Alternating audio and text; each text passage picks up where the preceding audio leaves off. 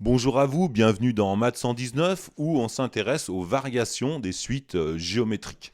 Donc je rappelle qu'une suite géométrique représente des phénomènes dits de croissance. Par exemple, ça peut être la croissance d'une population, ça peut être la croissance d'un virus. En général, c'est un phénomène du coup qui va soit croître indéfiniment ou soit dépérir. En fait, ça va dépendre finalement de cette valeur de Q qui est la raison de la suite géométrique. Donc si par exemple Q est supérieur strictement à 1, on rappelle qu'une suite géométrique, sa relation de récurrence c'est UN plus 1 est égal à Q fois UN, et le terme général d'une suite géométrique donc s'écrit de la manière suivante, UN égale Q à la puissance N fois U0, où U0 est le premier terme de la suite.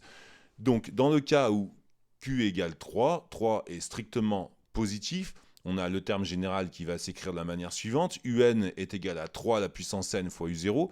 Si U0 est positif, eh bien, il va de soi que ce terme-là va croître indéfiniment et va aller vers plus l'infini quand n tendra vers plus l'infini. Parce que 3 fois 3 fois 3 fois 3, eh bien, etc., on se doute bien que ça tend vers plus l'infini. Donc, dans le cas où Q est positif, et que U0 est positif, la suite UN tend vers plus l'infini.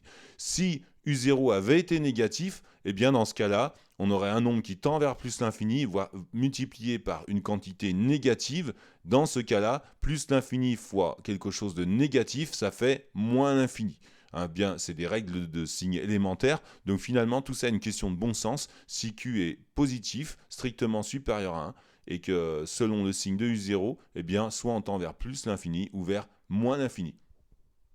Maintenant, si Q égale à 1, eh bien là, évidemment, UN plus 1 est égal à UN, et finalement, on va stagner, on aura une suite dite constante, donc pas bien d'intérêt pour cette suite.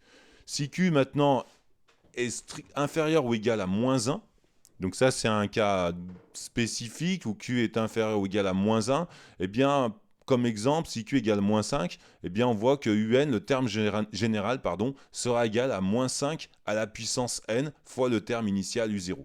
Le problème, c'est que comme il y a un moins sous la puissance, là, eh bien, on ne sait pas si on aura finalement, en plus l'infini, un signe positif ou négatif. Parce que l'infini, il est ni pair ni impair, on n'en sait rien du tout. En fait, c'est plus l'infini, c'est même pas une quantité, c'est plutôt un concept mathématique.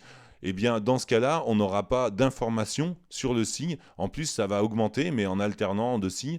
Donc, on va dire que la suite UN, ici, diverge. C'est le terme qu'on va utiliser. On n'a pas connaissance, finalement, de sa limite. Si la raison Q est comprise strictement entre moins 1 et 1, alors on donne comme exemple ici Q égale 0,5, ça marcherait aussi pour moins 0,5.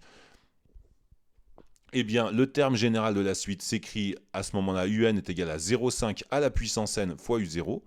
Et dans ce cas-là, pour n assez grand, eh bien 0,5 à la puissance n va tendre aussi vers 0. La moitié de la moitié de la moitié de la moitié de la moitié, je veux dire, il ne reste pas grand-chose. Donc 0,5 fois 0,5 fois 0,5 fois 0,5, etc.